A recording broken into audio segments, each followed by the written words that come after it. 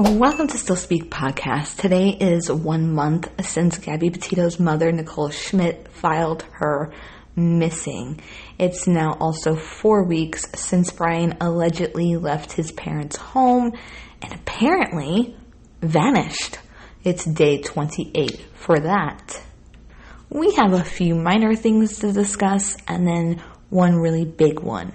But first, I just want you to know that I had internet issues, then my sound wasn't working, then the recording app wasn't working, then my kids wouldn't go to bed like they're supposed to, and I ended up spilling my drink all over my table, and then I started to record, and my neighbor was dragging out their trash bin, which was crazy loud, like it was an earthquake, and so now I'm finally here, and this video better be worth it. Kidding. That all really did happen. I was kidding about the ending part. And before we get started, I blame people in the public for putting me in the position to come across as someone who's defending the laundry parents. If you guys would just stop doing crazy stuff, I wouldn't feel the need to come here and address it. Therefore, coming across like I'm defending them. Stop putting me in that position, please. So let's begin with this, okay? So last night, overnight, around 1 a.m., Christopher and Roberta Laundrie emerged from their home. Why? Well, they came out because somebody had thrown empty laundry baskets all over their yard. There must have been about 12 to 15 of them. There possibly might have been more. That's from what I can tell in the video.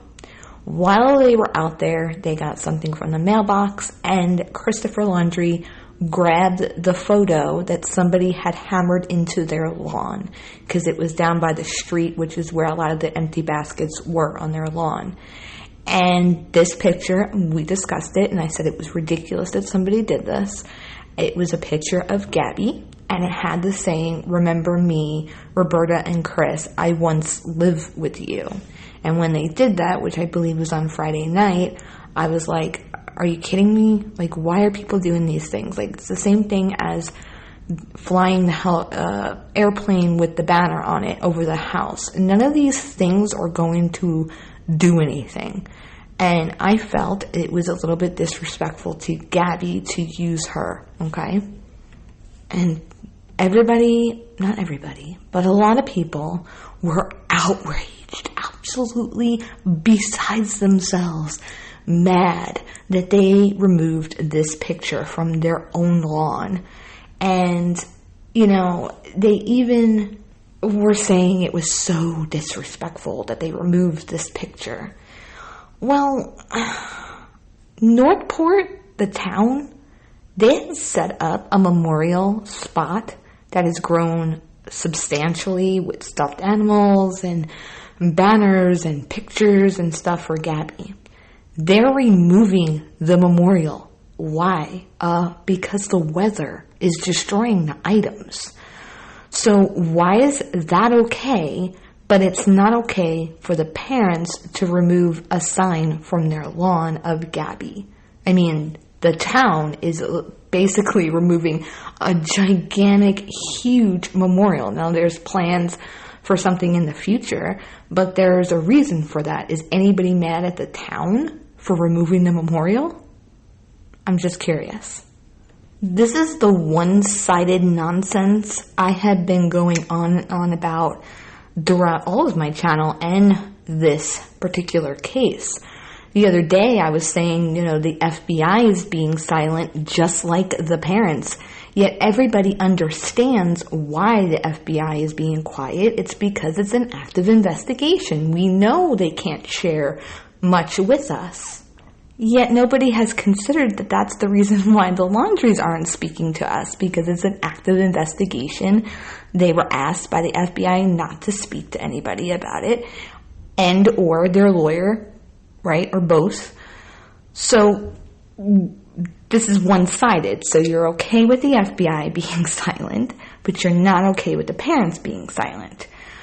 And the same thing I said in another video was that, It seemed that there was a lot of people, a lot more than I typically see in a case, who were willing to give Brian the benefit of the doubt before Gabby was found, deceased. Yet they're not affording the parents the same benefit of the doubt. So what's going on here? Make it make sense. As far as being disrespectful of Gabby to do this, okay, fine. You're okay with the city doing it, but you're not okay with the parents doing it. Okay, fine. But disrespect. In my opinion, it was actually disrespectful to Gabby to even put that picture there to begin with. Using her beautiful picture to further this circus and use it as a manipulation tactic is just overall yucky. It's just yuck. Why would you do that? But it's just so far crossing over the line. I thought the flower thing was a good idea. I understood the motive behind it, despite the fact that it's a waste of money because flowers are crazy expensive.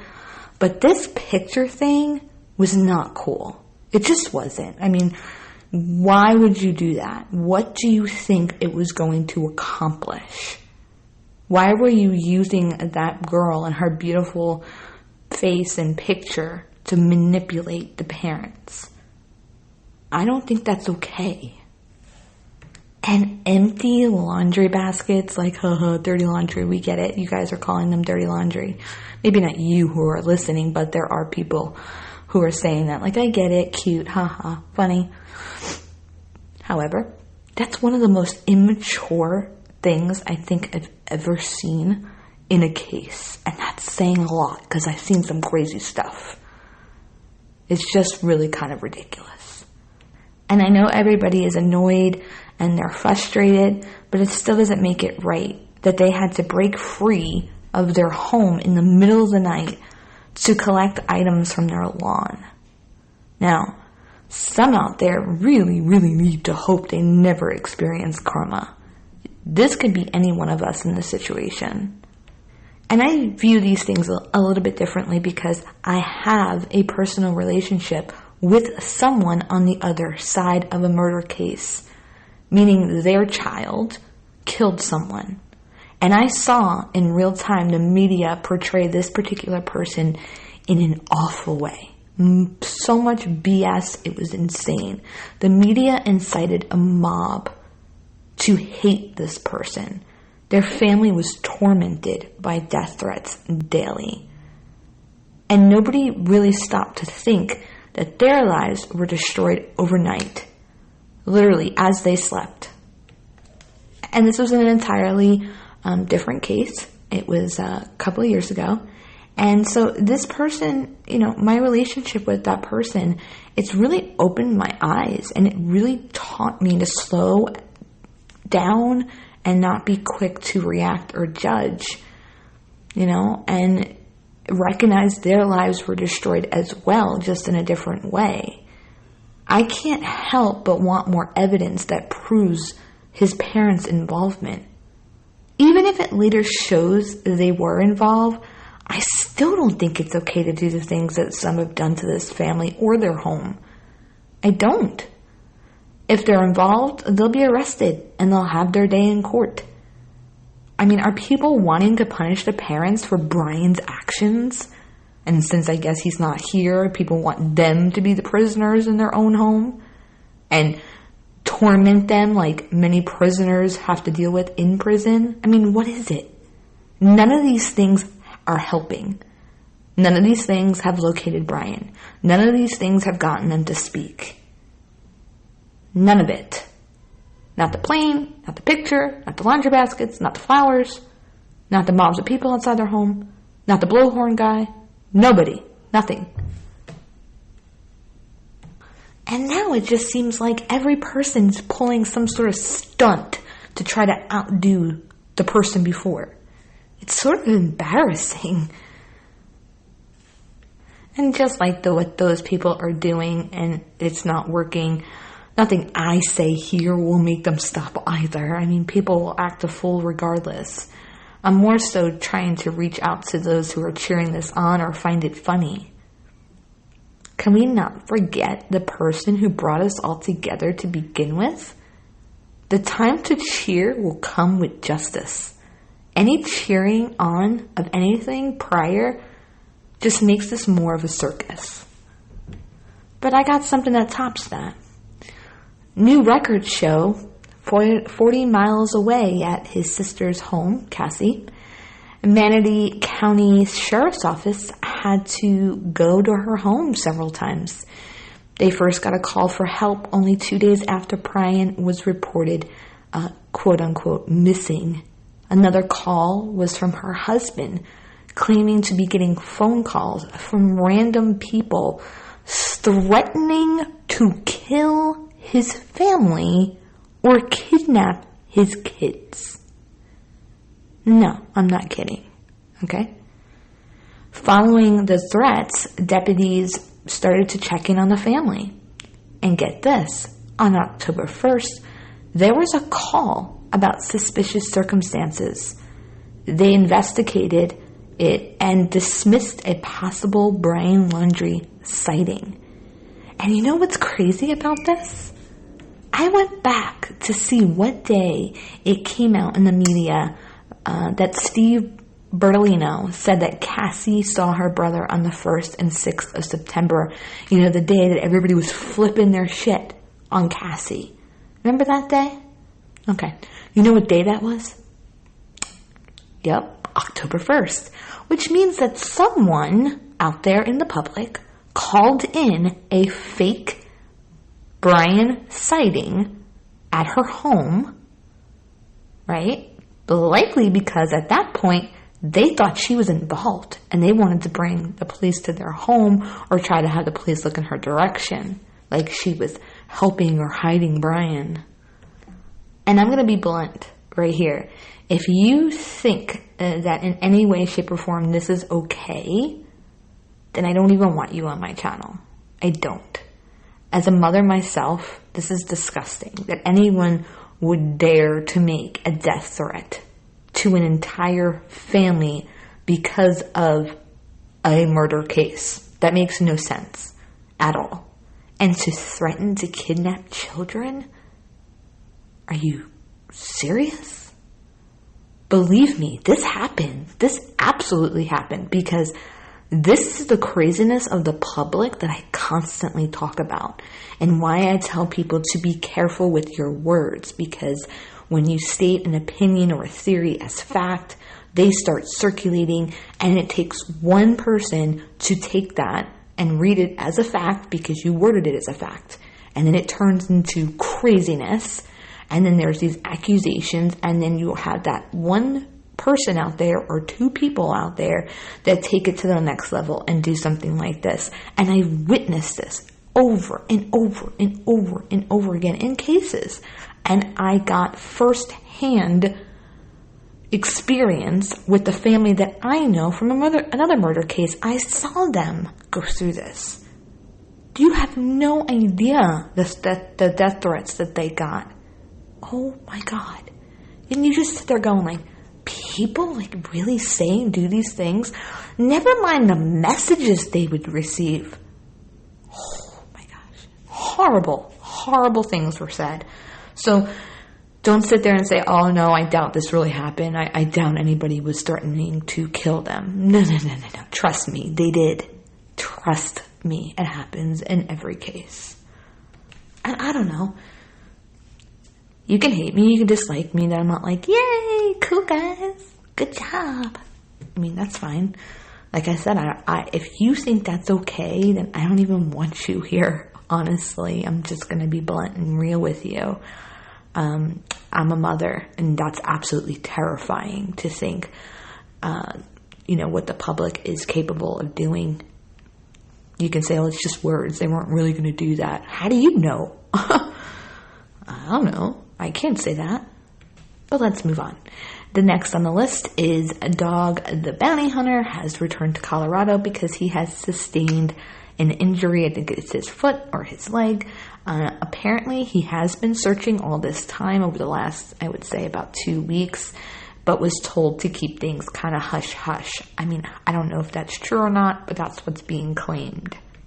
And he also came out and said, that Brian will be making a move in the next 24 hours, so be on the lookout. To that, I say, meh. Listen, if he knew where Brian was going or that Brian was going to be on the move soon, that means he knows where Brian is or what general area he is in to know that. And if he knew that, then Brian would be captured. So I think the only reason he said that is basically a prediction that because it's day 28 that Brian may have to come out of hiding soon to get more supplies. I mean, Dog was certain he was at Fort DeSoto, and then, days later he was in the Appalachian Trail looking for him. So who knows, really? I really think it boils down to Dog is speculating just like everybody else. Now, I do think he has been searching, and I'm grateful he's been searching. I've never been mean to Dog. I said when he joined this, I said, hey, listen, if he finds Brian, that's all I care about. I don't care what his motive is. But yeah, as far as having info to know that Brian was going to be making a move in the next 24 hours, I mean, again, if he knew that, then he knows where Brian is and his patterns, and the FBI would know that, and Brian would be in custody by now. So there's that. So now the big thing we need to discuss that you might have already seen is that the Teton County Coroner, Dr. Brent Ballou, is hosting a press conference tomorrow at 2:30 p.m. via Zoom regarding the ruling on the autopsy, okay? And they are going to be taking some questions. There will be a live stream on several of the platforms. And I want to talk about this a little bit here. There's a great deal of misinformation. I went to Brian Enton's Twitter, and the comments there, I'm trying to be nice here, but I kind of felt a little speechless because some of the comments were just very misinformed, and I kind of want to talk about a few of the things because apparently a lot of people don't know how this works. So ruling, right, is a determination, it's a decision, and people thought that because it says, going to be talking about the ruling of the autopsy, they thought this was just going to be a press conference about the manner of death. Well, there's the ruling of the manner of death, and then there's the ruling of the actual cause of death, okay? And then you have the final autopsy report. Her manner of death was, came out in a statement on the 19th, so quite a while ago, almost a month ago. And so, no, it's not going to be about the manner of death. The only way that it would be about the manner of death, which I don't believe is going to be the case, is if they were changing the manner of death. I personally don't predict that's what it is because a case this high profile, they're not going to release that manner of death unless they're sure of it. They're not going to take that risk. Any other case that's much more low-key, I can see that happening because it has happened before, but not with this. If they really didn't know the manner of death, they would have never said anything, okay? So that's that. But, of course, with anything, there's always a slight possibility. I don't think it's that, though. I'm also seeing a lot of people thinking that the coroner is the one who determines what kind of homicide it is. That is not true. They determine if it's natural, accident, suicide, homicide, or undetermined, okay? And they don't go into what type of homicide. That's not up to them to decide. They're not drawing a legal conclusion, okay? And when a death is not from disease, like a disease, homicide is one of the 5 classifications of death that we just went over. And homicide, for the purposes of the death certificate, is a neutral term, and it does not indicate or imply criminal intent, okay? that remains to be determined within the legal system. So it will be the prosecutor who determines, based on the autopsy and the evidence and what have you, what kind of homicide it was, and then therefore the charges come after that.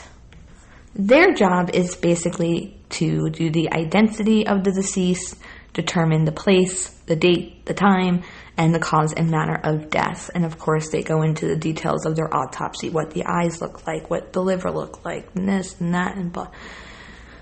Autopsies are autopsies. They're not pleasant to read. And they do things like rule out and rule in. What do I mean by that? So, for example, Gabby was living with Brian in that van. So there's going to be DNA on her body, right? Because she was in contact with Brian. And so what they need to do is basically make sure, right, that nobody else's DNA is on her and it's only Brian's. You see what I'm saying? That's key. That being said, if this is a case where it's strangulation, which is usually the cause of death, when it becomes between like a spouse, a significant other, wife, husband, etc. It's very intimate. They can have contact DNA on the neck because the hands came in contact with the neck. Obviously, if his DNA, contact DNA was on her neck and she died from strangulation, for example, and there was nobody else's DNA on her neck, well then, obviously this is Brian, because why was his, contact DNA on her neck right where she was strangled? And at this point, I know the FBI has been pretty tight-lipped, but he is, meaning Brian, so far the only person mentioned as a person of interest in her death. So I think that if there was some form of DNA, which, hey, some DNA may not be back yet. It kind of depends. However, again, it's high-profile cases. Usually in a high-profile case, they speed it up a little bit. They kind of push it up to the top. I know that sounds really messed up to the other people, but it is what it is. But, he's the only person of interest. And if any other DNA was on her body, then we probably would have heard of another person of possible interest, okay? There was a body that was found this weekend in North Carolina, and it seems like every time a dead body gets into the news that's unidentified, everybody thinks it's Brian, especially if it's a male, obviously. And so there was one, and everybody's like, oh my God, he may be dead in North Carolina. Well, that prompted reporters to contact the FBI about this body that was found, and it turns out that they said that no, there's nothing that shows that this is connected to the Brian Laundrie case. But what they said was they used the word fugitive for Brian, and it is the first time that we saw him referred to as a fugitive. And people are like, oh, maybe this is connected. This is why they called him a fugitive, because of his autopsy results. Listen, he was a fugitive already. He's been a fugitive since the arrest warrant came out. They came out on the 23rd, but it was dated the 22nd. He's a fugitive. That's the definition of a fugitive, right? A person who escapes from a place or is in hiding to avoid arrest or persecution. So he is a fugitive. So people are like, but that's the first time they said it. Well, it's the first time they said it because it's actually one of the only times they've actually made any type of statement about Brian's case since they took it over. Give me some other time that they gave a statement of sort. I can't think of any. Northport has, but not the FBI itself. I mean, they just haven't. So there wasn't really an opportunity to call him a fugitive from the FBI because we haven't had much communications from the FBI. So I think it's just a coincidence. They called him a fugitive because he is one, and it just happens to be that now the coroner is doing this press conference tomorrow. Nothing more. Now, what's most likely going to be the case is that it will be the cause of death. They may disclose certain injuries. I don't think they're going to be reading the entire report. Usually you do get the manner, and sometimes they hold off on the cause. Why do they do that? Because if they are waiting for a suspect and they want to get a confession from that suspect, they're the only one who knows how that person died. So if they confess and they say, and I walked in their house and they were in the kitchen and I shot him in the head, right? And they're confessing to this crime, but that person wasn't shot, they were stabbed, they'll know that the person's lying. And yeah, it's crazy, but people confess to crimes they didn't commit all the time. It's mind-blowing, right? But it's like so frequent, it's ridiculous. So, that's what they know. Or if they catch them in a lie. So if they're interrogating them, it's like, I didn't stab them. And they're like, well, how do you know the person was stabbed? Nobody knew that. See? So they catch them, okay? So there's multiple things at play here, okay? One, Brian wouldn't even talk to the police, let alone confess to them.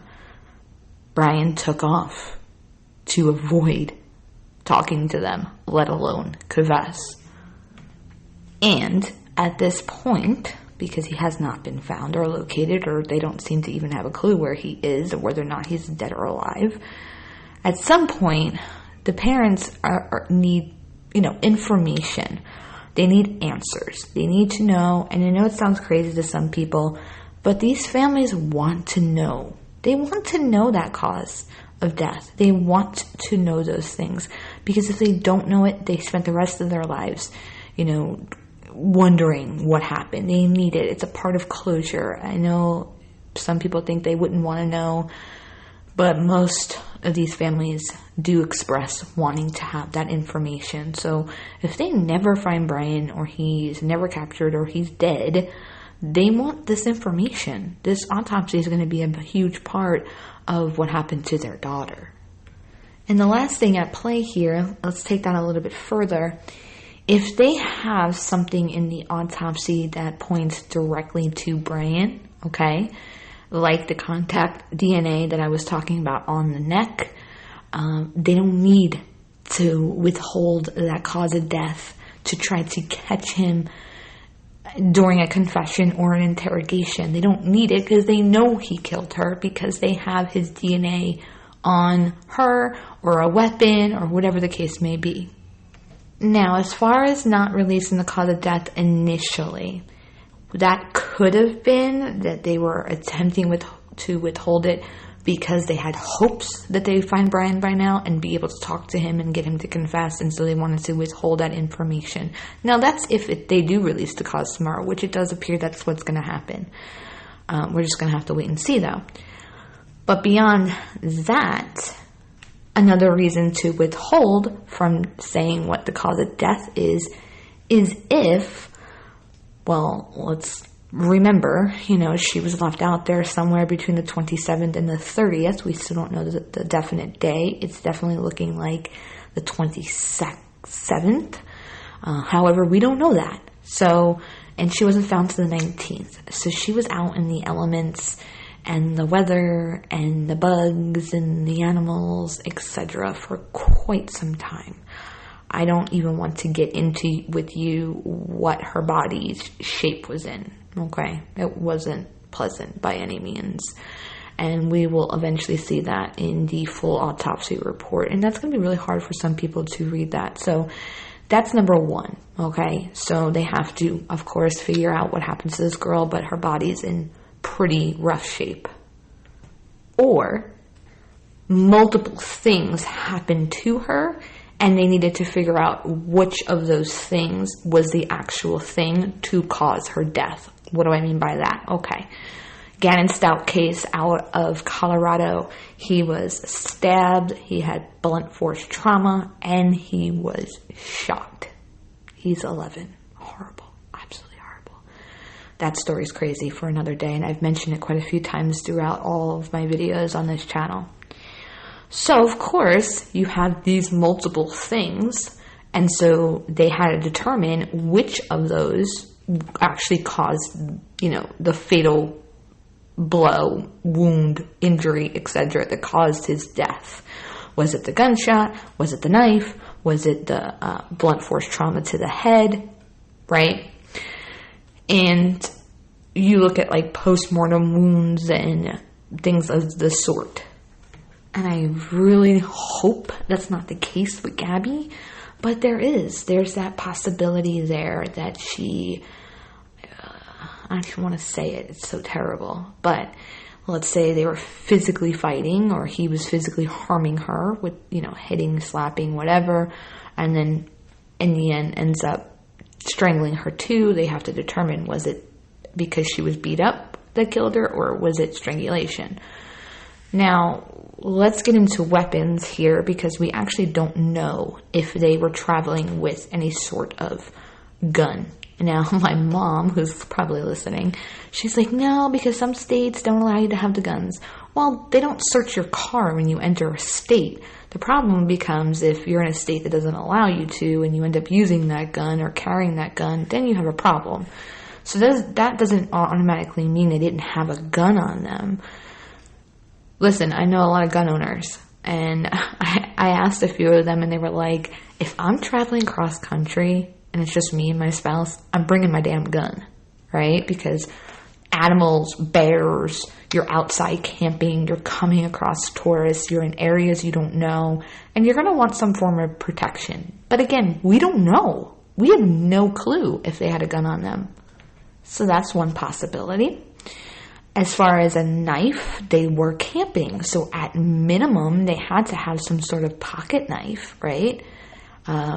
Possibly a knife to, use to cut up some tree branches for fires. I don't know. Things you do with a pocket knife when you're camping, okay? But we also know that they were cooking. They were using like this green-colored stovetop. They travel stovetop. And so, there's a lot of pictures of where they cut up vegetables and whatnot. So they had to have some sort of knife with them for that. So we can probably almost guarantee there was a knife in that van. We also know that where her body was located, not far from there, and actually not far at all, there was a lot of rocks. Now, was it rocks that would kill somebody? Like if you took the rock and hit somebody once with it, I mean, depending on where you hit them, yeah, it could. Not likely that it was only one hit, that killed a person. But again, it depends on the spot that you hit. Is it he used a rock and hit her multiple times? That's a possibility. Strangulation's a possibility. Smothering is a possibility of sorts. And let me think. Even some form of ligature is a possibility here. So we have a lot of different things it can be. And a ligature could be basically anything. Could have been a string from her sweatshirt, because we know that the way she was identified was by a sweatshirt that she bought locally according to her parents. That was one of the ways that she was identified. So was it like the string from her sweater? Is the travel hammock thing that they had? Was it something from the van? We don't know. It could be ligature, no doubt, because it could have been a fishing wire for all we know.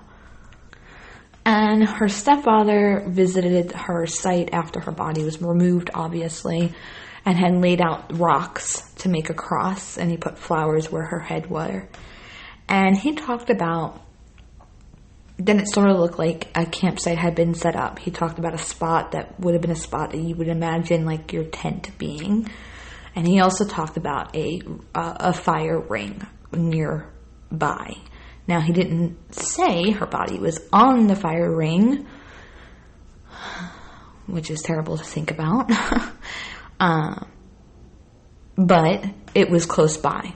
So then you have to take that into account as well. And what that plays into all of this. Was it just that they were out there camping when something happened and they happened to have a fire going? Was this fire used for something? I don't know. It doesn't really appear so far that he tried concealing her in any way, which is really odd.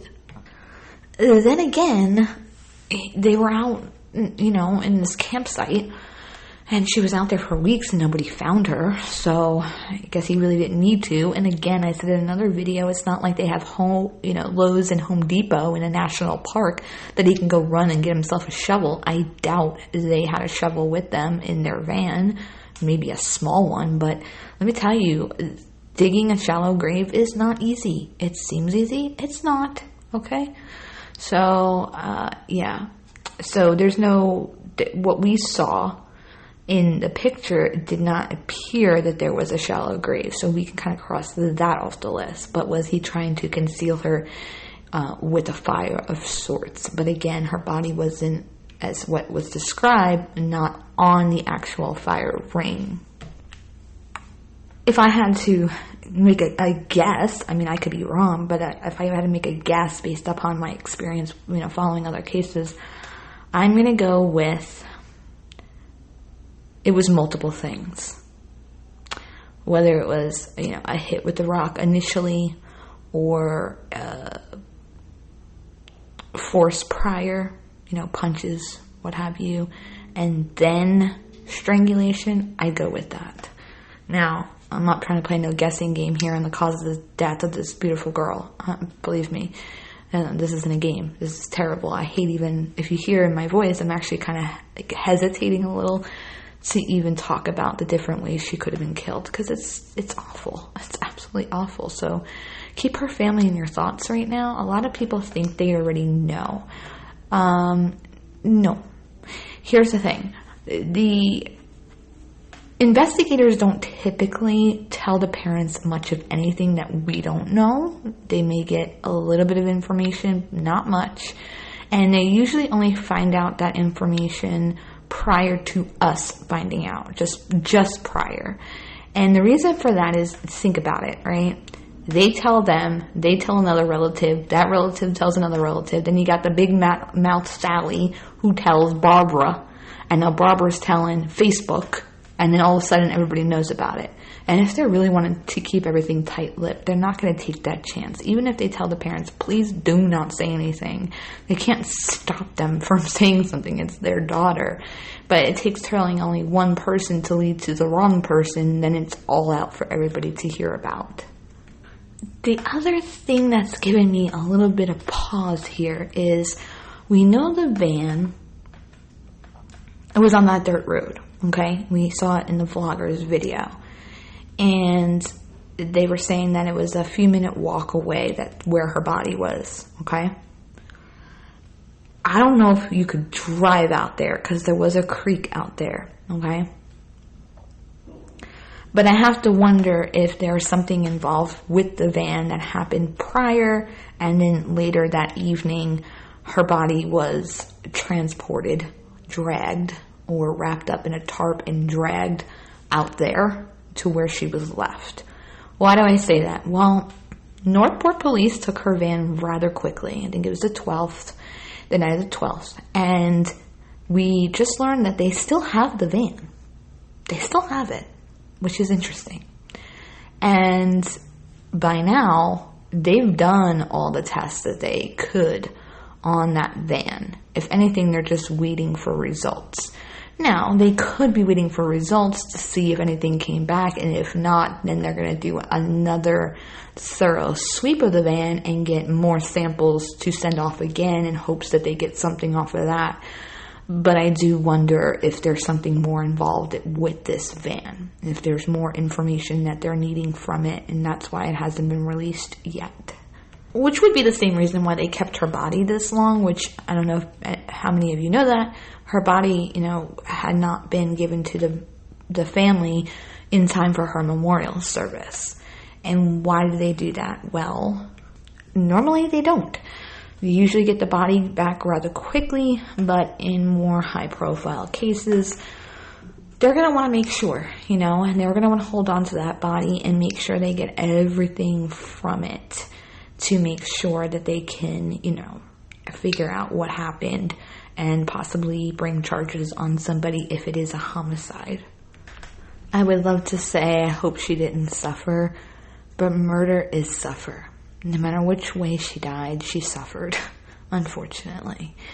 And it's going to be really hard to hear how she died, because in a way, for a lot of people, they see Gabby as who she was in the videos. And in those videos, she was very much alive. And actually more alive than most freaking human beings are. Running the beach, climbing, cannons, surfing the sand dunes, and just really lively, And it's hard for people to hear this information because now you have to picture her in the way that they're going to be telling you she was found. So that's some hard stuff, okay? Because the reality here is when you don't see the person dead, you're just going to continue to have that alive image in your brain until you get these graphic details that kind of paints the picture for you. That being said, they're most likely only going to be discussing the cause of death. They may talk about if there's several different things that were used and how they came to the determination that they did. They may talk about that. As far as like the nitty-gritty details of what every organ was like when they found her, or if she had blood in her, bloodshot eyes, or anything like that, that's going to be in the full autopsy report. I don't anticipate them reading that. I've never actually seen that done. It's usually just, the paper's usually just released. They don't usually just read it to you. It's released to the public, or it's held off until the charges are filed. And then when you get into court, depending on what that autopsy report lists, the defense can ask for it to be sealed. Sometimes the prosecution does. Usually it's the defense, and they hold off on it, and we don't get it for some time. So, and lastly, a lot of people are having a bad feeling about this. They think that it's going to be that they're going to change it from homicide to something else. Again, I don't think that's the case. Others are concerned that the homicide is going to come out that it wasn't Brian. To that, I say this. Again, he is the only person of interest so far that we are aware of, that we've been told about. Second, Brian didn't take off for no reason. Okay? He didn't. Because if he was an innocent party in all of this, and that's the real reason why he got the lawyer, okay, which is just totally his right, whether you like it or not, and I'm a big believer in rights, he didn't need to take off. He had no reason to leave. Why? Because he had a lawyer, and he didn't need to speak, and he was under no obligation to speak to them. So why would you take off? You took off because you most likely know eventually she was going to be found, and eventually you knew what was going to come after that. Innocent to proven guilty, of course. But, I mean, what other reason did he take off for? Did he just take off because he was worried about being wrongly accused? Yeah, I don't think so. He had a lawyer, and he could have kept his mouth shut all the way to trial. So, why did he take off? And at the point that he took off, nobody even knew she was dead yet. I think most of us assumed she was. Some people didn't. Some people did consider the fact that she might just be out there alive. But nobody even knew that by the time he took off. And depending on when you actually believe he took off, some people think he took off way before the 13th. If you think that, then he took off before she was even reported missing. Why would he take off before she's even reported missing? And if you believe it was the 12th to the 13th, which I believe it was the 13th, based upon my video I posted last night, which, by the way, got a ton of views for this case. Whoa, I don't know where that came from. Somebody must have shared me on Reddit or a group or something, because it exploded. I woke up and I was like, what?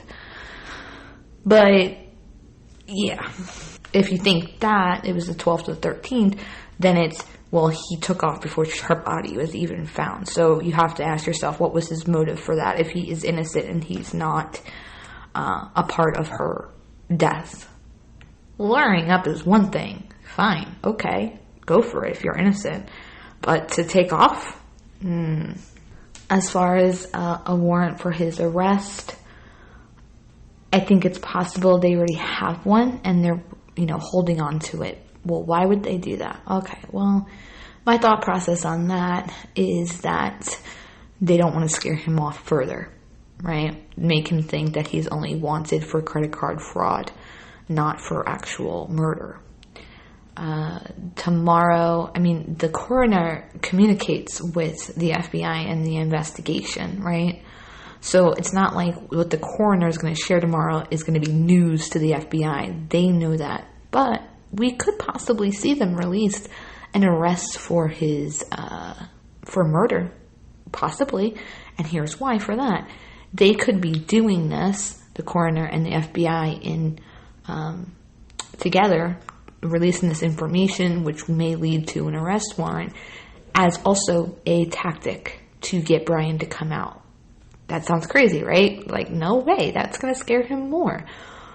Well, if they make him feel like, bro, you're not getting out of this, you're screwed, because now you also have a warrant for this, and we all know how she died, and we know it was you, because XYZ, that may push for either him to come out and just surrender and be done, or it might help them to get more tips, because now people know that he's not just wanted for credit card fraud, he's also wanted for her murder, so please help us find this guy. Or if the parents are involved, like so many believe that they are, which I'm not sold of yet, I'm sorry, nothing has convinced me of this yet, then it might help to get them to speak if they know what happened to her and if they have information that definitely shows that Brian was involved in her death. So it'll be interesting to see. That's going to be at 2:30 Eastern Time, 12:30 Mountain Time. If you're in any other time zone, check it out. I'm in Eastern Time, that's why I checked. And it will be live. I expect it to be complete, utter insanity tomorrow. I have a feeling the groups are going to explode like it hasn't done in about 2 weeks now. And it's just going to get really interesting. And I just ask you to keep her family in your thoughts. If you're the praying type, pray for them. It's never easy to hear that information, and I can only imagine they most likely won't sleep tonight unless they're told tonight, which I probably, maybe. Again, they like to do it as close to when they're going to disclose it as possible to avoid it being slipped up to the media or to the public. And not only her parents, I actually think that Gabby's siblings have been lost in a lot of this. She's got multiple siblings, and some of them are much younger. I couldn't even imagine being a young sibling and having to understand all this, right? Because, certain age, you don't learn about death. And then not only have to explain death, but the death of a sibling, and it's just awful. So, keep them in your thoughts. I don't think they get mentioned as often, so I just wanted to point that out. And I said final note like 10 minutes ago, but it's what I do. I'm sorry. But here's my actual final thought, because I want to go to bed. And after like an hour of trying to get on here to do this video and everything going wrong, I really want to go to bed now. But I have to upload this first. But my final thought here is, please stop making it that I have to come here and somewhat defend these parents. Please. No, seriously. I don't want to come across like I'm defending them, and I'm not going to keep saying this because I feel like I'm justifying, but I think the people who know how to critically think understand. You understand that it's not defending, it's just pointing out a different view. It's pointing out a possibility and considering everything. It's not actually defending. But when it comes to stuff like this that we just talked about, where it's, threatening to kill them and kidnap kids and putting out empty freaking laundry baskets all over their yard. How old are you? Seriously, whoever did that, what? That type of stuff, yeah, then I'm going to defend them, because that stuff is just ridiculous. What does that do for Gabby at all? So this is all things that are going to be attached to Gabby's name. 10 years down the line, when somebody Googles her name because they heard about the story in a true crime group, you know what's going to come up? Empty laundry baskets on the parents' lawn. Come on, guys. It's not cool. It's just not cool. But seriously, stop making me have to defend them. I don't want to defend or villainize them. I don't want to do either. I want to be, non-biased and stick in the middle and consider all the possibilities. I don't want to lean one way or another, but the more crazy everybody acts, the more I'm having to do that on the other side of making it seem like I'm defending them. And I don't want to do that. I think that some people really need to evaluate themselves. Think about why you so badly want these parents involved, it seems, or why you're so set on them being involved. Is it because Brian took off? I'm curious. What if he didn't? What if they just got him a lawyer because they wanted to protect their kid? Most parents would do that, right? If you can afford to do that, great. And let's say all this time he's just been hanging out in his house. Would you still be going at the parents, or would you be going at Brian? I think you'd be going at Brian. I do. Because the night that Brian's parents called Northport police to their home to say that Brian was missing, that night I was watching the live feed prior to the police showing up, okay? And just prior, there was Blowhorn Man out there doing his little thing. And there was, several other people out there. And everybody's poster and everybody's chant didn't have to do with the parents. It had to do with Brian. Because they thought he was in the home. And we found out he wasn't. They were even saying, "Oh, you're such a coward. Come out, Brian. Come out, Brian. Brian, Brian, Brian, Brian, Brian." The second that he was, found out to not even be there is when everybody started going there because of the parents. So my whole thing is, are people just really going at the parents because they're trying to express their anger and frustration because they can't do it to Brian? Because he's most likely up in a mountain or sitting on the side of a freaking tree right now. And so this is like the next best thing. I don't know. But I think that if this would have went a little bit differently and they just hired him a lawyer and shut their mouths and they're sitting in their home, most of the focus would be at going at him in the home, not just the parents. I mean, you know what I'm saying? It would be more so him than the parents, not... Anyway, you get my point. And you know what? If Brian killed Gabby and these parents aren't involved, we later find that out, which, by the way, I was doing some research tonight because I wanted to bring you... It's one thing for all of us to sit and make statements. It's another thing if any type of research backs up your statement. So I was trying to find stories of where parents helped their child flee to not face the consequences, okay? And I was curious. And I found a couple of cases so far. It's kind of funny because when you Google this, everything about Brian Laundrie comes up because there's all these articles about whether or not the parents can be charged. But I found a few. I'm going to continue my research because I want to bring that to you because I want the information to back up what people are saying.